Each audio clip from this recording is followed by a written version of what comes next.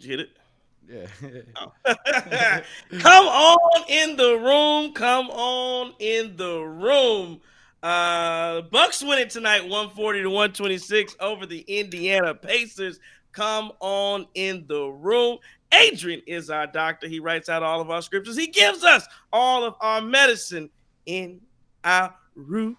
We are live at the Cream City crossover. Bucks are winners 140 to 126 over the Indiana Pacers. It's the guru, Trey Crosby III. JT. Chris King. Yes, sir. Yes, sir. Giannis goes for 64, new career high, chasing that. We got so much to talk about. There's so much that went on in this basketball game. It starts with Giannis 64 points, career high for him, career high for the Milwaukee Bucks franchise record for most points scored. He's been chasing after that Mike Red 57 for a long time. He gives you 64, 14, 4 steals, 3 assists, a block, 20 of 28. Didn't hit a 3 in the game. 64 points with no threes. That might be unheard of outside of some Wilt Chamberlain type of stuff. Did have 4 turnovers, as a plus 29. At the free throw line, 24 of 32. The man was unconscious tonight. Giannis Antetokounmpo, Dame Lillard tops in, puts in 21, 4 and 6. We haven't really talked about anybody else. Bobby Portis put up 19, was ejected. This one got chippy, folks. This one got chippy. It was fun. Chris Milton, 14, 9 and 7. And then you look at the Indiana side of things. Tyrese Halliburton was talking. He talked a lot. He had 22, 7 and 5. He talked a lot, but he didn't get the win tonight. When the Milwaukee Bucks decided this thing was over and decided they didn't want to play around the Indiana Pacers anymore, they beat them down. And so all that talking, gone. Giannis, this game really, we'll get to the recap and everything that took place. This game changed in the first quarter when Indiana went up 14-7, John Tyus. And Halliburton started that talk. Because remember, he ended the game in the bubble. In the in-season tournament, hitting it, flicking his wrist, right? It's Hallie time, right? And so he starts off tonight balling. You go up 14-6, and he started chirping again. And this game took on a different energy when Giannis Antetokounmpo took his forearm and put it right into his chest and said, "Hey, young man, I'm a 2-time MVP, right? I'm a defensive player of the year. I'm a Finals MVP, right? I put up 50 in a Finals game. What have you done? Come in second to LeBron in the in-season tournament? You ain't done nothing." And so that's what this was about tonight. The Milwaukee Bucks, everybody's been asking for the identity of this basketball team. And when are you going to see this team show up? And all the questions. And Indiana's a good basketball team. But you want me to tell you what the Milwaukee Bucks did tonight? They beat up the Indiana Pacers. That's what this was about tonight. This wasn't about the Pacers are running up and down the court and, oh, can the Bucks keep up? And what kind of team are you going to – are you going to play Dieter lock in? No, we're going to beat you up. We're going to hit you in the face. When we get to this was big brother, little brother. We got tired of little brother. You know, your little brother, sometimes they go and they think, oh, they got 12, 13, you 16. They think they can buck up on you. No, you still a little kid. You ain't done nothing yet. You haven't made your own way. That's what this is about. Punking the Indiana Pacers. You're talking too much. Sit down. And then after, we'll talk about the stuff after the game where the Indiana Pacers took the game ball. And Giannis had to chase him down and punk Halliburton some more. Listen, and the Tyrese Halliburton is a great player. He's looking like a budding superstar, all of that stuff in the league. I'm getting sick of him already. I'm sorry. I'm getting sick of him. He's talking too much. I'm getting sick of him. And I'm glad Giannis showed you what a real, it's levels. You want to be there, it's levels. Giannis is there. That's what this is about. Giannis is there. You ain't putting up 64 and 14. Do that. So the Pacers got a couple wins against the Bucks. The Bucks came back and won this one real quick. I do want to talk about some of the strategy before we get into the extracurriculars. Again, I just thought it was a great game all the way around. Again, Giannis, there was nothing Indiana could do to stop Giannis. And so I think that's why because people were talking about, can Indiana be better than the Bucks? But in a series, Giannis is just too much. He's too great, too good of a player, too good of an athlete. And they don't have any ball stoppers for him. Well, they don't have anybody that can stop him at all from getting to the paint and getting anything he wants. If he's hitting his free throws, it's going to be a long night. I thought defensively the Bucks looked decent as well. There were some moments in there where you lost some effort and got lazy, but the Bucks controlled this game. I would say from start to finish. But after that After that shove that Giannis gave to Tyrese Halliburton, the Milwaukee Bucks absolutely controlled this game. At TCIIIESQ, we'll read some of your comments if you get them to me, and then obviously in the chat featuring YouTube. Listen, for a regular season game, John Tice, I'm a little bit fired up. The Indiana Pacers got me fired up. Tyrese Halliburton got me fired up. And so I'm glad you saw this from the Bucks. I'm glad you saw the chippiness. I'm glad you punched somebody in the face. You went out and stuck 140 on the Indiana Pacers, got the win. Man, this is exactly what we wanted to see, Trey. We wanted to see the Bucks come out firing, right? Again, we've been saying that we weren't really worried about the Pacers. We knew the Pacers were going to be a playoff team. There's no question about that, but we really were not convinced that they were anywhere near as good as the Bucks were. They got a couple wins earlier this year. Obviously, the first one, Dame was out, and I still not 100% sure what happened at the in-season tournament game, but good to see Giannis come out, man, with his his fourth 40-point game this year alone. Wow, man, one time for Giannis there. And again, setting the record. Do want to mention another piece of history, though. Congrats to Damian Lillard becoming the fifth all-time leading three-point. He's made the fifth number of threes all-time. Anybody else know who's in front of him? I'll give you it. Obviously, we got Steph Curry. We got our boy Jesus Shuttlesworth. Reggie Miller. James Harden. Yeah, that was the name that surprised me. Yes, sir. Yeah. And that's So salute to Dame there. One thing I like about tonight's game, though, this was like funny, fitting enough.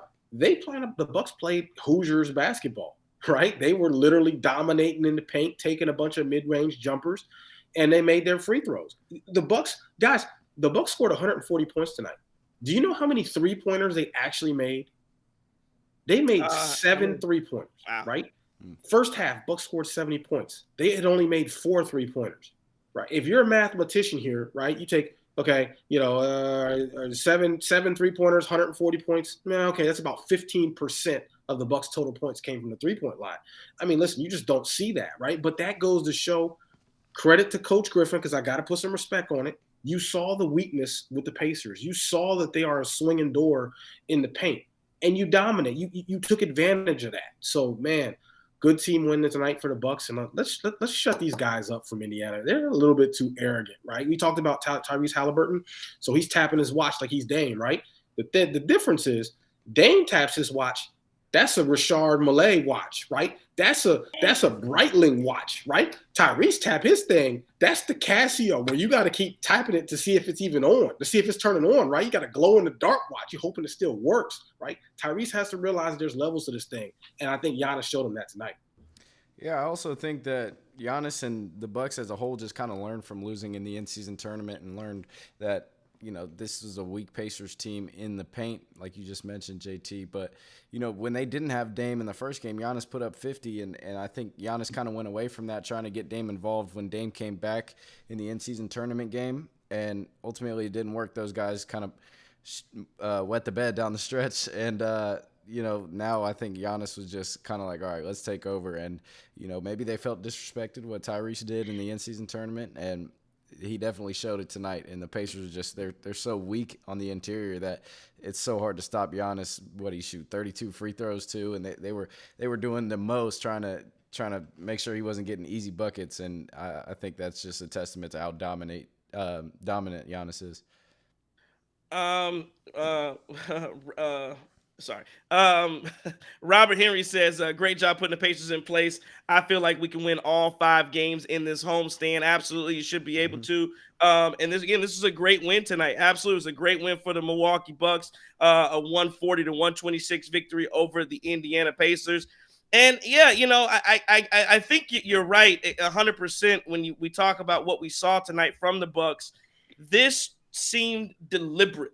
That's what it seemed like. It was a deliberate showing tonight to show the world. Because again, the talk continues to be out there about Dr. Griffin. The talk continues to be out there about how the way the Bucks play. And we still, let's be honest, we still aren't getting like great stellar play from Damian Lillard. Even tonight, it wasn't like he just went off and had an excellent night. Now again, you get 80 points between Giannis and Dame, but it was 60 of them came from Giannis Antetokounmpo. Again, everything about this game, I mean, it's dominating what Giannis is able to do. How many blocks did you say Brook Lopez had, John? So Brook Lopez had the rare 6 and 6, right? He had 6 points and 6 blocks tonight. I was impressed, right? Six, I mean, 6 and 6. Yeah, 6 blocks. And I thought tonight, so I'll say this, talking about the game, before we get to the Giannis thing, I thought that Andre Jackson Jr. changed the tenor of this basketball game when he got in. I think that was in the midway through the first quarter or so. They put him on Halliburton. Now, he got 4 quick fouls. And Halliburton, again, he like I said, I think he probably finished the game with 4 fouls. Halliburton was talking then, right? Like he continued to talk and kept talking. And there's video now. This is insane. There's video. This is pissing me off. There's video of the Pacers coach walking as the referee has the ball, walking in to come take this basketball. Like you can't be serious that you're that mad. Here's the thing: you're tapping, you're watching the in-season tournament. Nobody said you're doing all that in the in-season tournament, showing up the Bucks. Damian Lillard had to come on the post game and say, "Be humble," right? But everyone said, "Oh, it's cool." He said, "But watch yourself." And now you're mad because Giannis gives it right back to you. Now you're upset because you ran. But here's the other thing about it: the Bucks tried to take I'm sorry to shift the gears. The Bucks tried to take their foot off the gas pedal, and your bench guys came in and started lighting our guys up.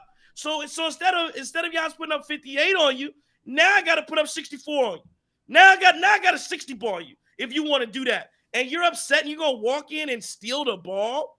Are you serious? What kind of? That's the only thing you could steal. It's the only thing you can do. Listen, I expect petty actions like that. You know the funniest part to me about Tyrese Halliburton is, so tonight he had 19 points in the first half. You know how many points he had in the second half? What do you have? 3. It sounded to me like that watch needed a new battery. That's what it sounded to me like. Sounded to me like, boy, you might want to replace that watch, sir, because whatever you tap into, it doesn't seem like it had any juice left. But yeah, look, this is a petty thing. But again, guys, I don't want to this is good for the game, right? The rivalry with the Pacers. They tried to little brother us, and Bobby had to put some folks in their place. Man, salute to Bobby Portis for putting some guys in their place. Namely my guy Nesmith, who, listen, I don't think he did that on purpose, but that cannot happen to one of the superstars in the game. You're not going to pick that man up and damn near flip him over. That 100% can't happen. So I love the fact that Bobby ran over there and was about that action. I even love the fact that Campaign, I don't know how much Campaign weighs. I bet it's not over 200 pounds. I love the fact that Campaign was in the mix, right? He was 100% in the mix. Did you see Thanasis? He was on the sideline. Right. I just love it because I'm sitting here I'm watching Campaign in the mix, and I'm like, wow, Campaign might not be 190 pounds. Doesn't matter. They're going to move him, but he in there. He in there. Yeah, that's a Memphis guy. I think he's solid. I think when you talk about the Nesmith thing, that's you can't let that happen to a superstar. You can't just wrap him up all the way and then ultimately swing him down. Like that's where I get fouling Giannis. I get it. Trust me. When he's going all the way at you 100 miles an hour and he's probably got 6 or 7 inches in height on you. Like, yeah, there's not much you can do. That's why he is so dominant. But you still can't do that to a superstar in the league. Like that was too much for me. Since we're right here, we'll flip the order. We'll come back to the Giannis career highlight. Let's flip the order and stay on this, how chippy this game got. I thought that the officials lost control of this basketball game, and I knew because it was Obi Toppin. So again, the first play. So again, it started off with the Giannis. It started with the Giannis forearm and Halliburton talking, and then guys started talking. I believe there ended up being 7 technical fouls throughout this basketball game. But they lost control. Like you said, I think it had gotten a little bit chippy, and it's just a little bit too much talking going on. And then when Nesmith, when you flip Giannis, that and here's the thing. This because I said this on Twitter earlier today. When it happened, we keep talking about, and myself included, I'm not saying me included, I keep talking about trading Bobby Portis. But if you do, you need somebody. You have to, if that's all I'm saying. If you replace him, you've got to have an enforcer. You've got to have somebody because whatever the fine is, Giannis should pay it and give him a little extra on top, because that is exactly what I want my enforcer to do. Mm-hmm. Come in, start looking at people like this. What you gonna do? And be ready to knock somebody out. Like that's what I need out of. I need you to go Nikola Mirotic. I need you to knock somebody's eye socket out. That's what I want. And guess what? And listen, Dr. Griffin, I would have been cool if you slapped up Rick Carlisle too. I don't know what the age did, but listen. We were out for violence tonight. That's what it should be about. You're gonna knock us around. You're gonna talk, beat people up. That's too many people don't get beat up. That's the problem. Draymond Green, nobody punched Draymond Green in the face. We're gonna get to that. We're gonna get to that. Sometimes people need to be punched in the face, and that's what had to happen tonight. Little humble pie for the Indiana Pacers. Well, look, I agree with you at that point on Bobby, and I know we've been talking about his play going up and down, and Bobby's had some decent games. He's been putting together some decent games recently, a string of decent games. But yeah, listen, right? Somebody in that headband gang, right? It's either got to be Bobby or Jay that's going to go ahead and enforce this thing. I need somebody here, right? Because it can't be. There's two people. Anybody under 6'3" can't be your enforcer. That doesn't work, right? And they can't weigh anything less than 220 pounds, right? That's just how this thing works, right? So you do need an enforcer with some beef. You need some enforcer with some weight. Oh my goodness. Enforcer with beef. I'm saying like you need somebody who can come in and push some folks around. That's what you need, somebody. Someone can come in and push some folks around. It can't be somebody who's just gonna talk because all they're gonna do is make noise. I need somebody who's gonna get in somebody's face and who's gonna move you if they have to. And I love to see that from Bobby. But the other thing is, we talked about this, Trey, and I as much as I knock Bucks fans for 2021 nostalgia, we talked about when PJ came in that room, the cultural shift in this team, right? And we saw that. Bobby's the same one who was barking after the loss to Indiana in Vegas, right? Yep. So I really like the fact that he walking it like how he talking now. Like, listen, right? We gotta be different. If we gotta change all of this, if that's his role to be the heart and soul of this team in the locker room, then I'm gonna show up for y'all when it really, really matters. And I felt like tonight it definitely did. So man, credit to Bobby Portis, and he's slowly but surely putting himself. If you got the Venn diagram, right? He's slowly but surely moving his way towards that circle of not being tradable. Yeah, we've been hard on Bobby. I love it. I even saw the Trae Young story. I don't know if we're going to talk about that later, but the Trae Young talking about, we would have beat the Bucks had I not got hurt, and Bobby and PJ in the comments talking about stay off the weed. So I think Bobby's just always good on my side in terms of sticking up for Giannis. I love seeing that. And you saw Jay, you talked about Jay too, JT, and he was in the locker room or in the tunnel, barking at the Pacers. So I think when we get him back too, like this could be the identity of this team is like, and against the Pacers, we should never be getting little brothered. This is not even close to a rivalry, and it's not gonna be one. So I think the Bucks are trying to squash that early with just the mentality going into this game, and they're not gonna let their superstar get harmed, or they're not gonna let him take the game ball. Well, let me ask you guys, what are you doing on January 1st? What are you guys doing January 1st? I'll be in San Diego. You gonna be in San Diego? What are you gonna be doing? Man, out there visiting family, kicking. I think I'm in Thailand. Oh, you're in Thailand. Okay, so maybe I'll be by myself because January 1st, the Milwaukee Bucks are hosting the Indiana Pacers again in Milwaukee, and that's going to be another. I wonder. That's just a short few weeks from now when these teams are going to meet up again, and I don't think this is going to be resolved anytime soon. Some more videos continue to come up from the locker room. It's just very interesting how this thing played out, but again. It was immature from the Pacers. I think you're right. You don't want the Pacers at all to little brother you. I think, but again, it's a difference. And I talked about this with somebody else today. When you go from being the hunter, like the Bucks were the Pacers, like in 2016 with the Jason Kidd years, like the Bucks have been those. Remember the Golden State Warriors 24-0, and they lost at 24, and they went 20, and we beat the Golden State Warriors to stop the win streak, like. That is the kind of stuff that's what the Bucks were hanging their hats on back when they were Indiana. When you're struggling to get into the playoffs and trying to be the 6th seed or 17th, and you're the tryhards all regular season, and you're really so I don't blame Indiana for wanting that, but you have to realize there are levels to it. You're not there yet, and I think, and if I remember correctly, the Warriors were laughing when the Milwaukee Bucks beat them. And that, like I said, I think it's 2016 or whatever. And I think we had the 24-1 shirts printed out before the game. So it was a big thing. Anytime Indiana gets to play the Milwaukee Bucks and you're in the Central Division, it's a big deal for them. And so you win a couple, you start feeling yourself. And yeah, what I'm glad about is that the Bucks responded. Like this was a very, I talk about Mike Budenholzer all the time. There was a year, I think a couple years ago, where the Bucks, I think they only had 3 losses that came consecutive losses, and I know the Bucks just come off a win, but my point remains that like there was a time when you knew the Milwaukee Bucks, the tenor of the Milwaukee Bucks team was if they lost the last game they were out, oh, they were coming, like heads was rolling. Like, and this team has not shown that propensity yet to want to feel like, no, we got to come out and be the hunters tonight. I don't know if you call it, hunter for hunted, if that's what it was tonight, but it did feel like the Milwaukee Bucks had a message that they wanted to prove. Maybe not to the league, but maybe it was just to Indiana.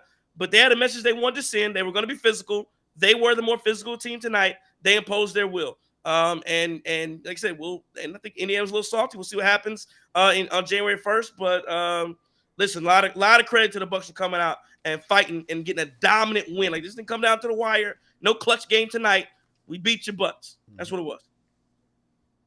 Yeah, came out, took. I love it, right? And I think so. Did we get what's the final total? I think we had 30 each quarter as well. Remember we talked about that last game. That's ideally that's what Giannis you want to almost see. Had 30 in the fourth. Giannis sure did. I just saw that clip on Twitter, by the way, of Giannis and Halliburton getting into it after the game and like kind of exchanging some tense words back and forth. And yeah, I think you're right. The Pacers have to remember there are levels to this thing. But here's the other thing, right? Just like a little bit like track and field. The Pacers are celebrating and they have this attitude after 25 games. Guys, you got a long way to go. You're not even a third of the season through yet, right? We all know how this thing go. They get 50 games in and completely implode. Like this is not, but again, that just goes to discipline and culture and whatever. We're not worried about them. And to be honest, if they play that poorly on defense, what team in the East worth a damn are they going to be in the playoffs? Nothing. And I think the Bucks just did a great job of recognizing that they needed to adjust and get the ball into Giannis's hands more, and that's credit to Coach AG. They recognized that they probably didn't use Giannis to the best of his ability against them in the in-season tournament, so I think they did a good job of feeding him and getting the ball to him. Yeah, no, absolutely. Bucks win at 140-126 over the Indiana Pacers. Colin Racine says, congrats to Giannis. It's unfortunate the Bucks need a little bit of motivation to truly bear down and dominate teams. Wish they could have that mindset every night like the 90s Bulls. Lumi comes in and says, ain't nobody scared to play the Bucks. Oh, this is Bucks fan, somebody trolling in here. Now, if they start to play with more energy and intensity, maybe. So I don't know, Lumi, sound like you getting a little bit of Pacer hate, some of that hateration, holleration, all up in the dancery. So don't be on that type of time. Again, Giannis was 64 tonight. Want to kind of acknowledge that and what he did.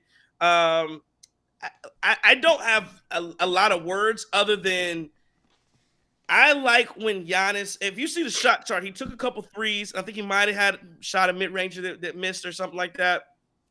I just like when he's getting downhill and playing aggressive. And again, was it tonight?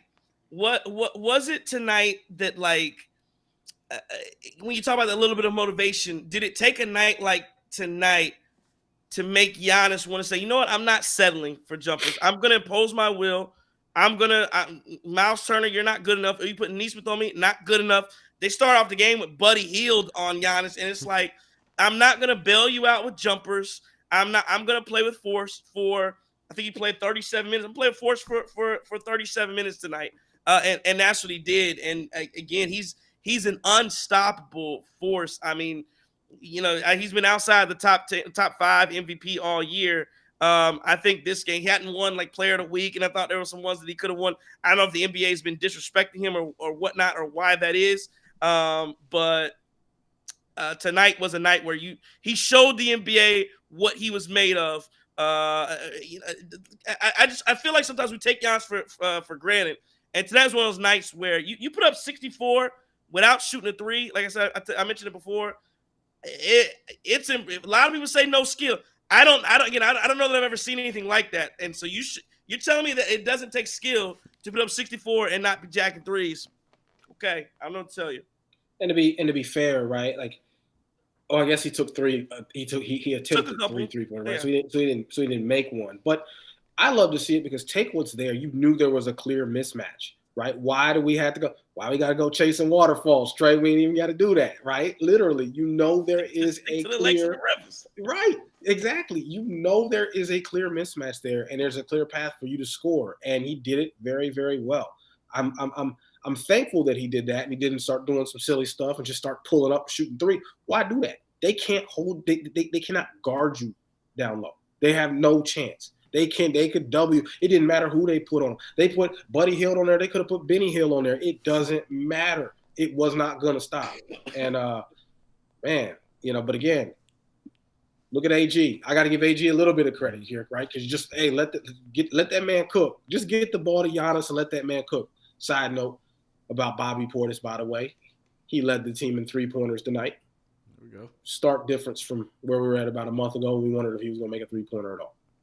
Giannis, what also sticks out to me is just the 24 for 32 from free throw. I mean, just being able to hit him at a consistent clip during a game, 75%, not bad. And, that's where he was going to have to get some of his points. I mean, they weren't going to just allow him to get easy layups. They know he's bigger. They know he's faster, stronger. And he got to the line, and he knocked him down. So that was huge from Giannis. And then I also want to shout out to Dame because towards the end there, like, he knew it was Giannis's time. He knew it was Giannis' time. He didn't hog the ball at all. He didn't be selfish. He wasn't selfish. He didn't, take the ball away from Giannis, take the ball out of Giannis' hands, got it to him early, let Giannis run downhill. So shout out to Dame for that. I was just gonna make that note, Chris. I think 100%. When you look at Giannis, when you look at Dame, incredibly unselfish of him to make sure that Giannis kept touching the ball, kept touching the rock, and just keep, like you said, he's cooking. You got to keep letting him cook. And I think some of it, got to where you knew that he wanted to get to that. He's talked about it before, wanting to get to Michael Redd's record, and then even after that, just keep giving the ball. They can't. There's no way to stop him. So again, credit to Dame, but I also give credit to Dr. Griffin. We talked. What did Bobby Portis talk about? Bobby Portis yelling in the locker room, being upset, and it's like, hey, we need direction. We need, we want something clear to guide us as we get down and late in games, and we get to the point where it's like, no, Giannis is taking over. You don't need to do anything different. And keep playing. And again, 75% that at the line, that'll play. The Pacers, they just got to a point where, again, you just had to foul him. There was nothing else you could do but foul him. And again, on last point I mentioned about it is, 20 of 28, 64 points on 71% shooting is insane. Like the numbers, the stat people at ESPN, whoever, whenever they come out, I'm sure they're already doing it. And after this, after our show, when I have a chance to kind of look at this, I know it's just going to be crazy. 20 of 28, 71%. That is crazy. That's crazy. It is. That is. What's wild too, though, is that it's not like Giannis really.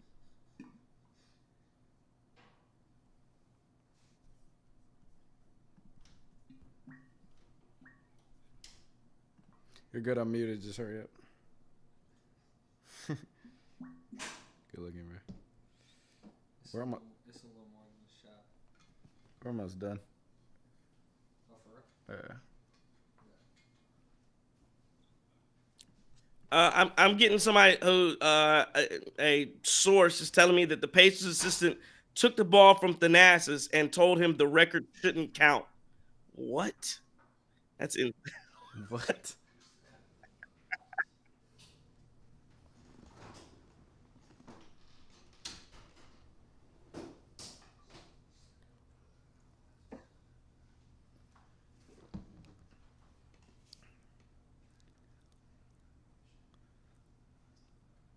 Something petty the next time the Pacers come. One more source here. Chris Haynes is now saying, "Oh my God, this is like literally like okay." Chris Haynes is saying the initial explanation from one member of the Pacers to Bucks players as to why they took the game ball, they wanted to give it to a rookie who would score his first career basket. Oscar, I can't even say his last name. Tishibiwe. They wanted to give the ball to Oscar Tishibiwe. Hey, they throwing Oscar under the bus. Damn well they wasn't. He made one free throw. Boy. He scored 1 point, and they wanted to give him the game ball. And you telling Uh, me somebody wasn't thinking on their feet? Oh yeah, we had to go get this thing to Oscar because he scored his first point be tonight. Like, serious. man, Come on now. wow. However, Buck security was able to retrieve the game ball. Yeah, it is in the possession of Giannis Antetokounmpo. So that is Good news. the update there. Oh. Yeah, I mean that's stupid. I mean, come on, you know what this team is doing, or what this man is doing to you guys. You see it. You see it on the jumbotron. You see he got 64. Come on, you know he wants to keep that basketball. But you know what I love is this wasn't even at your arena. How you gonna play these goofy games and you're not even at home? They You probably on the didn't even road. they didn't That's provide what the I game love. ball. Like, and I would love it if the Bucks coaching staff had that energy. Like, hey, you know what? We're just gonna do what we want at your place. We don't care. Like, I mean, come on, man. This is, yeah, this is. I think the Pacers need to have a little more decorum. But at this point, based off what you saw tonight, does this really surprise you? No, I mean they're trying whatever, man. Like this Pacers team is such a joke right now. I think they will be contending in the playoffs to be a playoff team for the next coming years. But I don't see them. Hey, until you get a Giannis stopper, it's over with for you guys. Well, yeah, and again, you have to have somebody who can at least slow him down. The wall doesn't work anymore. You got to have somebody. When you're playing Giannis Antetokounmpo, you got to have somebody who can be a front man of some type. Again, I think he has trouble. I say it in air quotes. I think he has some trouble with smaller guys like that, like a Marcus Smart type of 6'6", 6'4", 6'5" guy that can kind of really get underneath him and has a strong base. I think and again, I say trouble. I think that those guys play him a little bit better. Mm-hmm. Any big, again, he's just as big he's 7 feet tall, so he's as big as any big. He's faster than any other big that you're going to have, so that doesn't work. He jumps higher than any big that you have, so it doesn't work. So that's what I'm saying. Bigs are just hard to play with him. You really have to meet him with multiple guys and multiple efforts. And again, I think if somebody downloaded can maybe have some quick hands and then just pray that other guys miss threes around the perimeter. So that's kind of what it is. Again, he is a guy that is just he's an unstoppable player, unstoppable force in the NBA. And again, Giannis Antetokounmpo, 64 points. Bucks win it 140-126. You want to give out game balls, or I think mine's going to Giannis. I've explained everything. I think I'm going with Giannis, but if anybody else wants to give anything else, you know what? I'll give out 2 game balls. Give one game ball to Giannis, and I'll give another game ball to whoever the security personnel from the Milwaukee Bucks to make sure they got the ball back for Giannis. So I'll give out 2 game balls. That's what I was gonna say. I mean, yeah, give game balls out to those folks, and then I'll give Bobby Portis a towel for standing up for those people and being that enforcer and playing that role. And I get Bobby Portis, right? We don't got a game ball for you, but we'll give you a terry cloth towel, with your initials on it or something for how he stepped up and was not about to let his guys get pushed around, and how he played pretty well tonight too, especially after what went down last week at the end of the tournament. How about this is a way to respond, Bobby? So man, kudos to you tonight too. Yeah, and I give another towel to Jay Crowder, just seeing him not be as involved with the team as he once was at the beginning of the season, obviously out with an injury. Like, just being there for Giannis just makes me happy for this squad. Like, it makes it seem like everything's clicking at this point. Obviously it's not, but just having guys that'll stick up for Giannis when he's the superstar on this team, he's the heart and soul of the team. It's awesome. It shows that they really bought into this team, and I love it. Those are 2 additions to this team. They weren't just grown with the Bucks, so it's awesome to see those guys stick up for Giannis.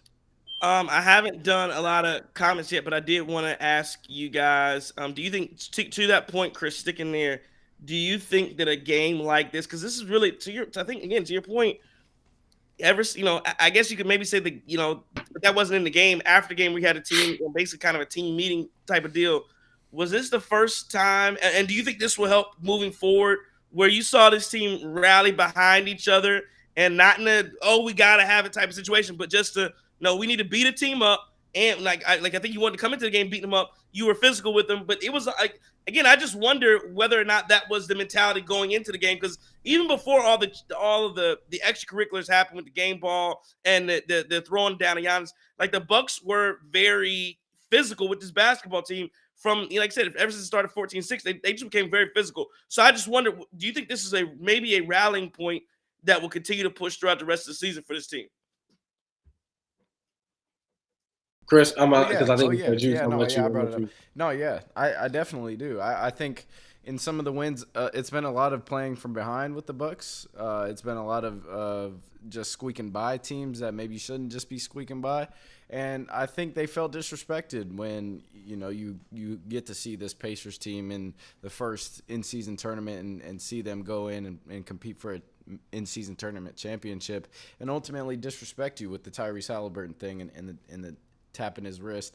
I think this is a turning point in the season because you see who rides for each other on this team, and I think just having the guys that come off the bench, whether it be Campaign, Bobby Portis, sticking up for the guy, I think it shows that this team does get each other, and I think it shows that this team knows what to prioritize, and that's to make sure nobody messes with your superstar. And I loved what I saw today. I almost got emotional watching it because it's just like, yo, yeah, man. I got emotional. I'm like, good for you. I'm like, good for you, Bobby Portis. Like that was good. We talked a lot about Bobby Portis, I must admit. Yep. But when I see something like that, it's like, okay, this is why Bobby's here. Yeah, and I love it. So it's good. And then even Jay Crowder in the Cartier glasses in the Louis V in the tunnel going crazy on the Pacers. So it was good to see. I think this could be a turning point for sure.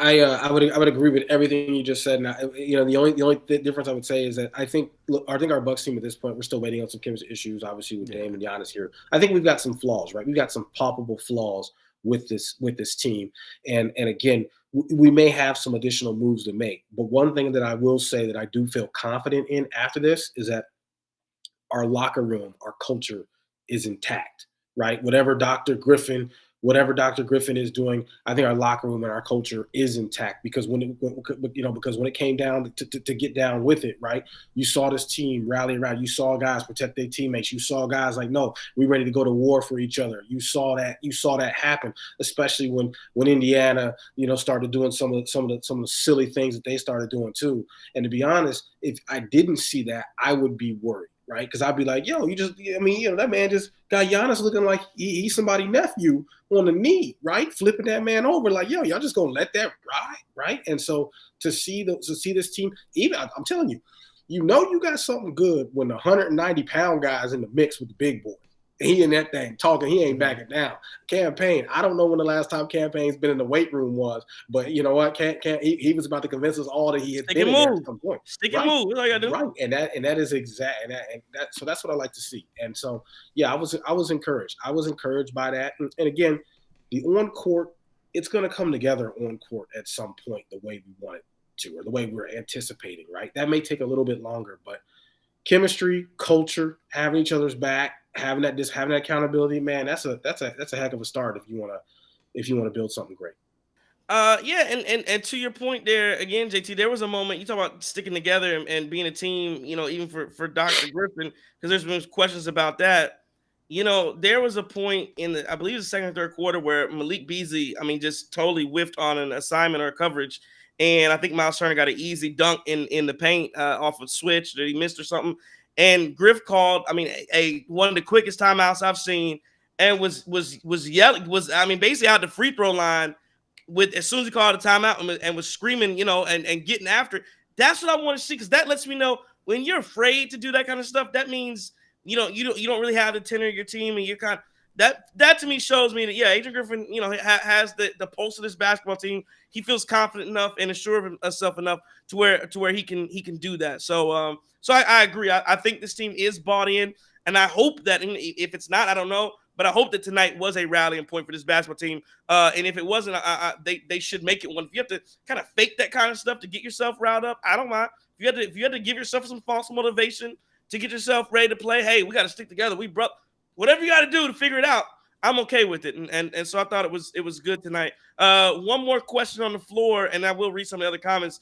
Colin Racine wants to know what you're doing in Thailand over New Year's, Chris. He says stay safe as well. Yeah, I appreciate that, Kyle. So we actually been planning this for a while. My family is from Thailand. My mom is from Thailand, and my grandma's from Thailand. So so it's we had to get out there. I've never been. Try to learn that side of the culture. And yeah, so we'll see what happens. I think it'll be fun. And we're kind of just headed towards like the beach area and JT's probably favorite city, Bangkok. Whoa! Hey man, don't do that. Okay, Don't do that. Okay, we are don't going do there. that. All right, we are. Don't do that. We are Come going on, there. man. But yeah, 2 weeks.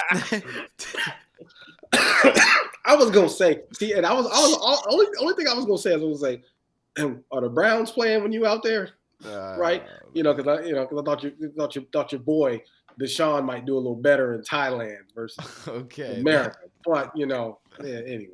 Right. Yeah. Anyway, no. So come on, man. Like, yeah, my bad. Crazy stray. My bad.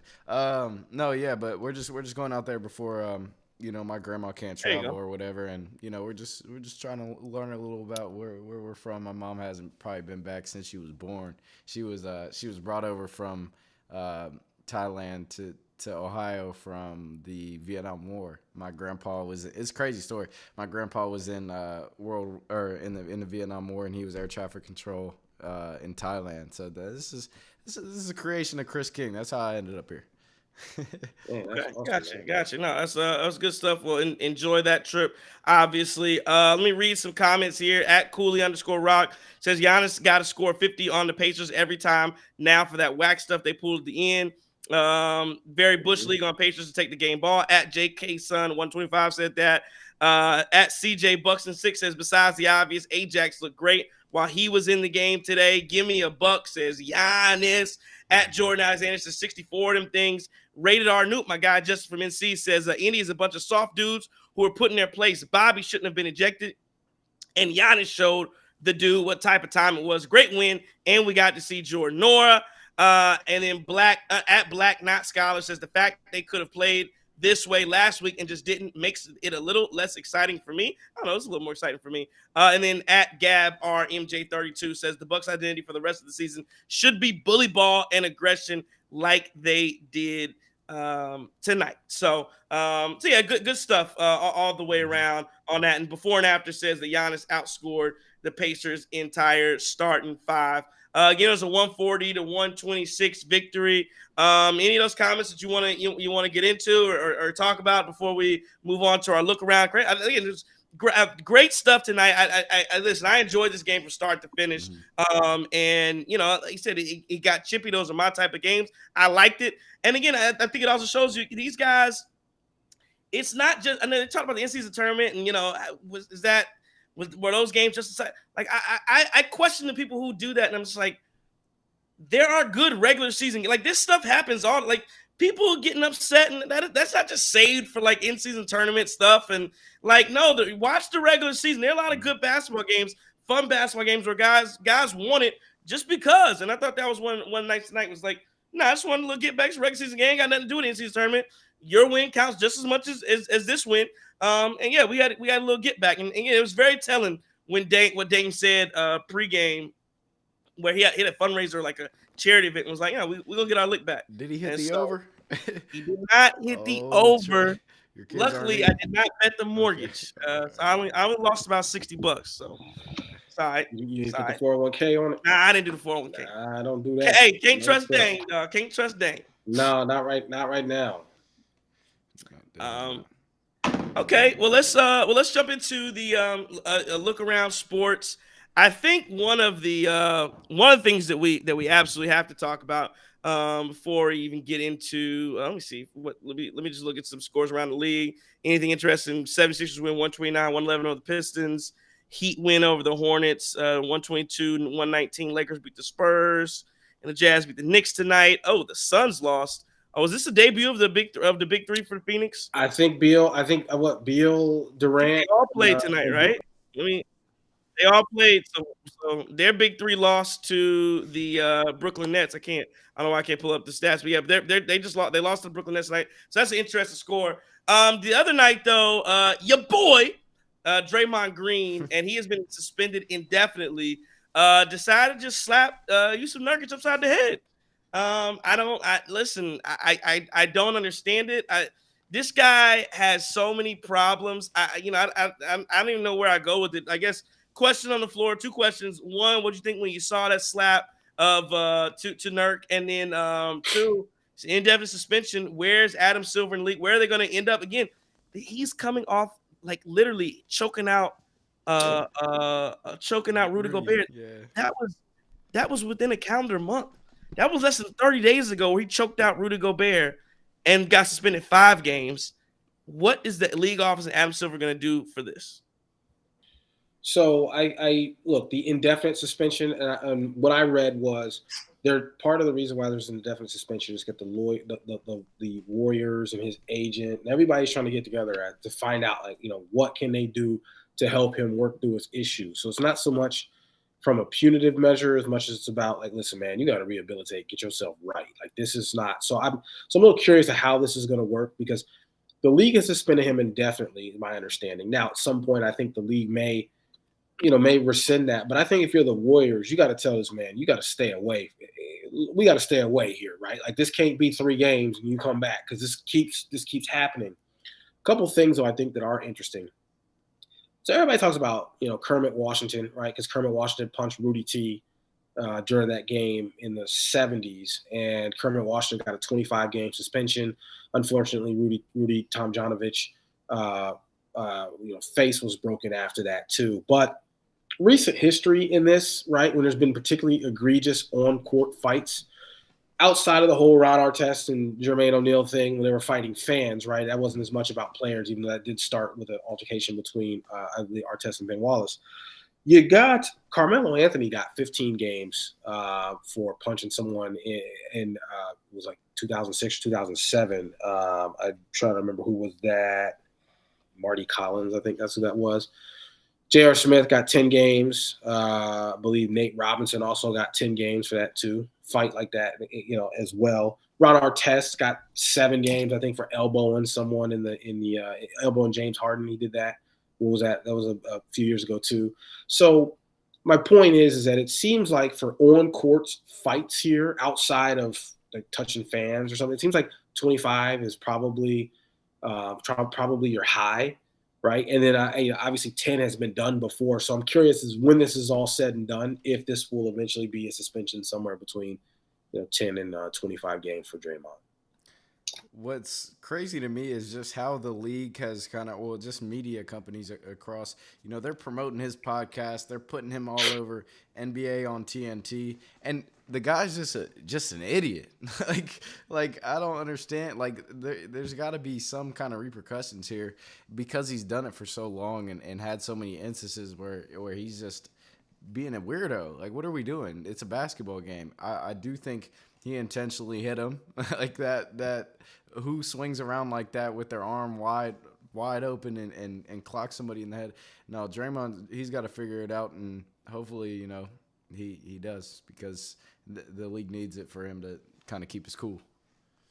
Yeah, I'm with you on that. I have to stop and point this out.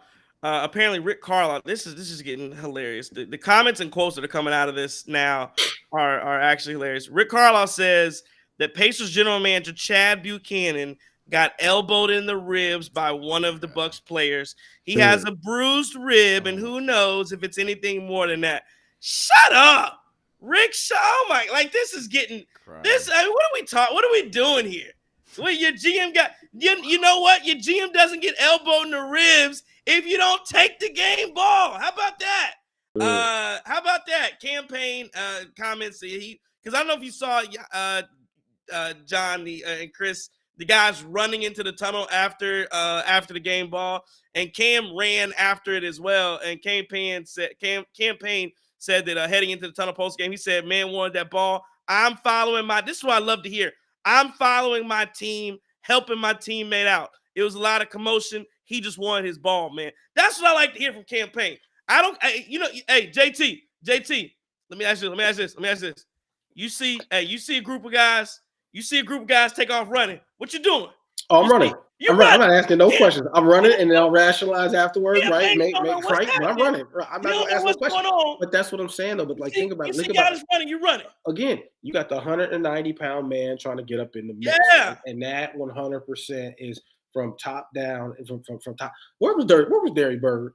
I bet he was out there. I bet Derrick Bird was in the mix too. He flying on the radar here too. But I bet he was. Where Derrick Bird was at. I know Derrick Bird was in the mix. before and after. So this is true. Before and after says the Bucks head of security is the one who took the game ball. That is true before and after. But again, so I made the mistake as well when I said I saw the video. The video did show the Bucks head of security taking the ball.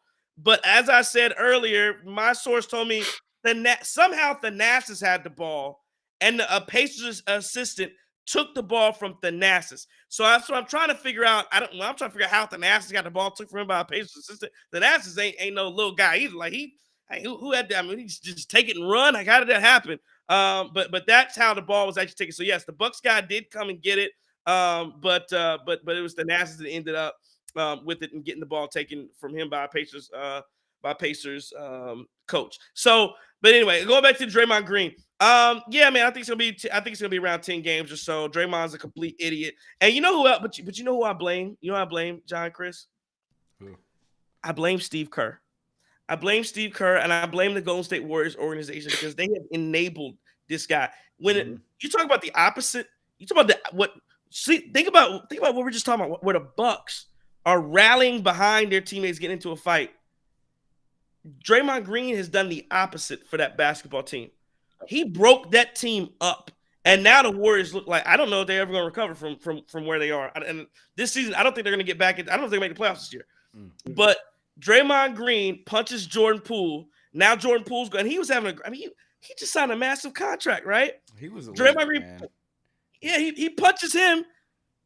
And it wasn't like just no brotherly kind of squabble, where you just get into it. Guys scrap, it happens.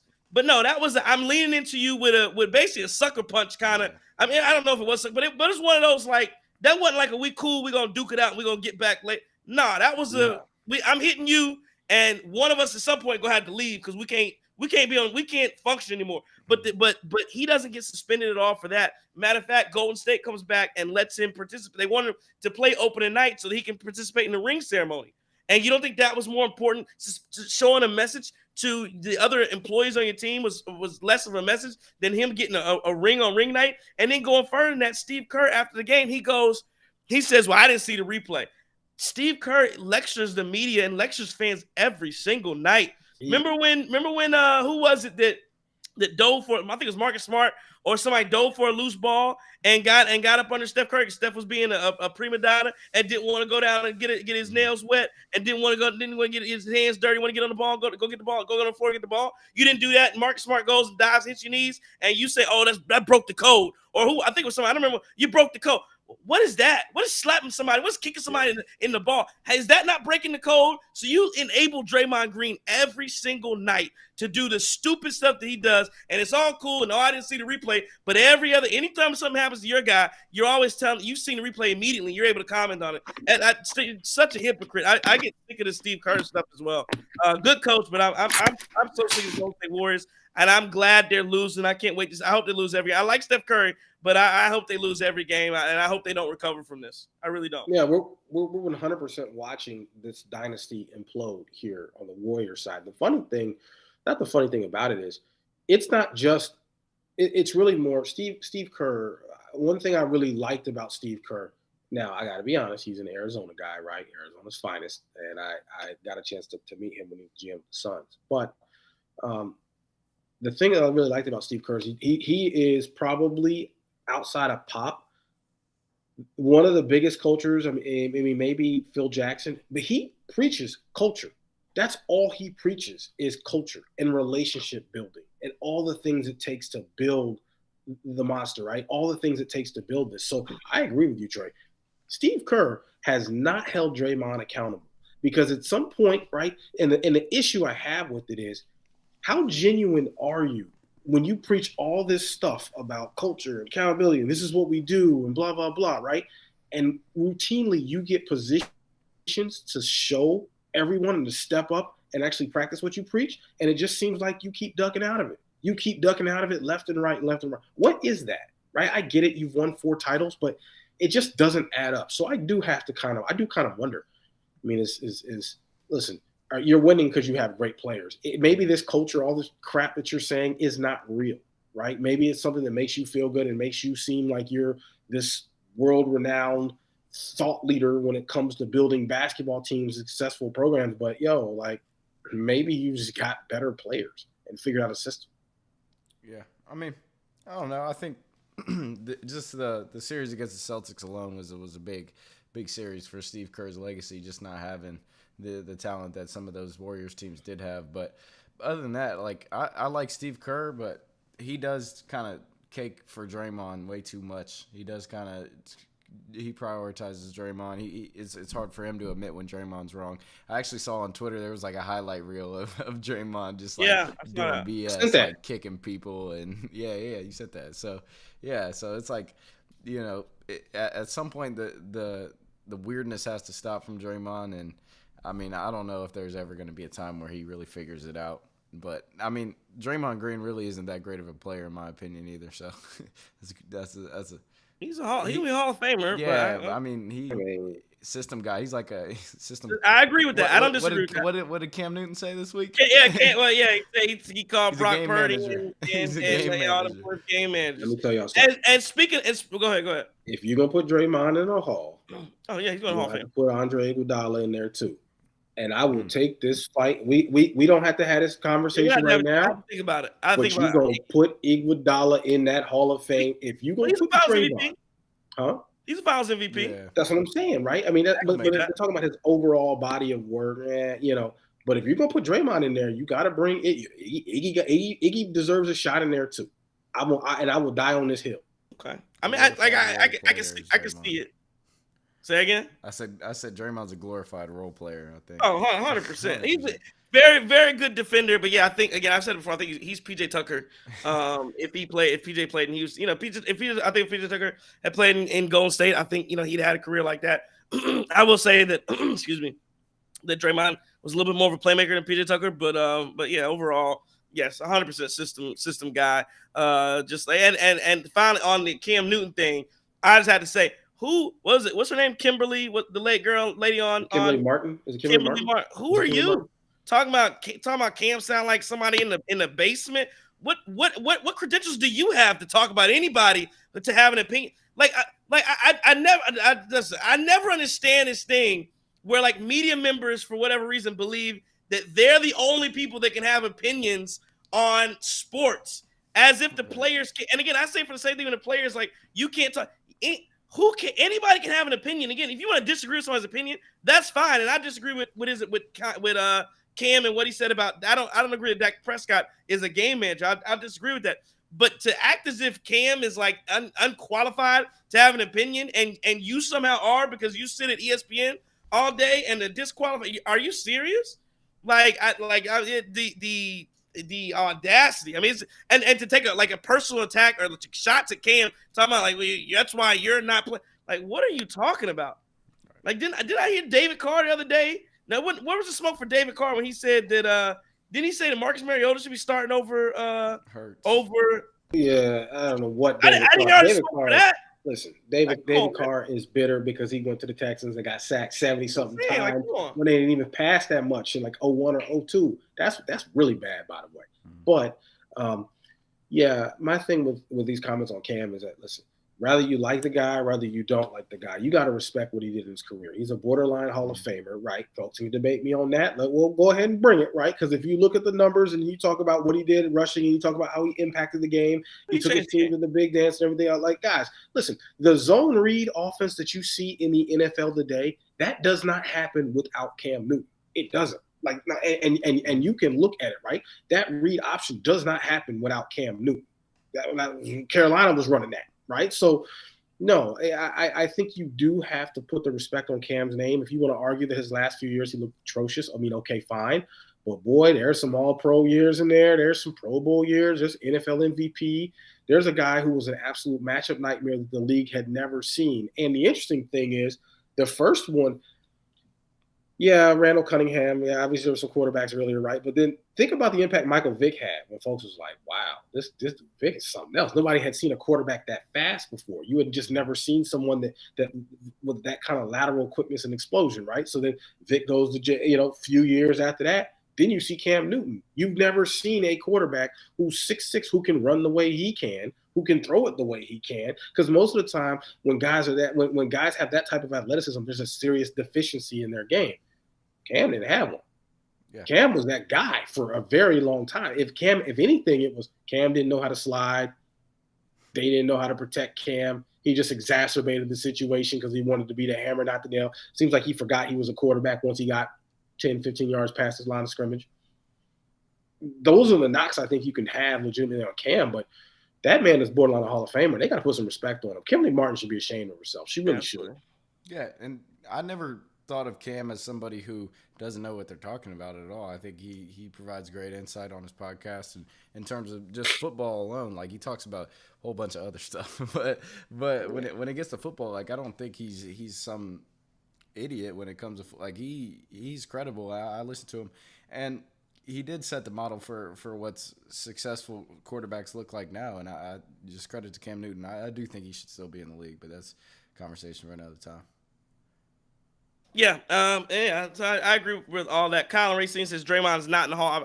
You may not think Draymond's in the Hall of Fame. Oh, he is there. Is like without a shadow of a doubt, he is going to Hall of Fame. He is a bona fide Hall of Famer. There's just no question about it. He's going to be in the Hall. Yeah. So, Bucks win it tonight. It was a fun one. It was crazy. I'm sure there's going to be more to the story that comes out. More of the story will come out on this basketball game and the aftermath that followed. But what will count is the win. The Bucks are going to continue moving forward. They are 17-7. Tonight was a very good win. They take over sole possession of second place in the Eastern Conference. They are one game out of first behind the Boston Celtics. I think that tonight was a good night for the Milwaukee Bucks. It absolutely was. The guys rallied together. They fought. Literally, figuratively, behind.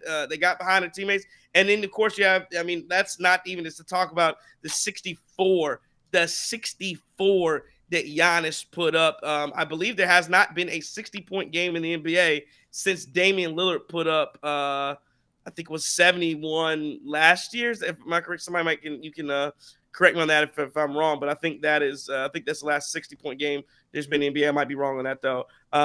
So had that one too, but okay. So okay. So yeah. So anyway, the point is there are not a lot of them going on. Cam. Giannis got one of them tonight, and again, he deserved that. I think, like I said, his career high was 55, 54.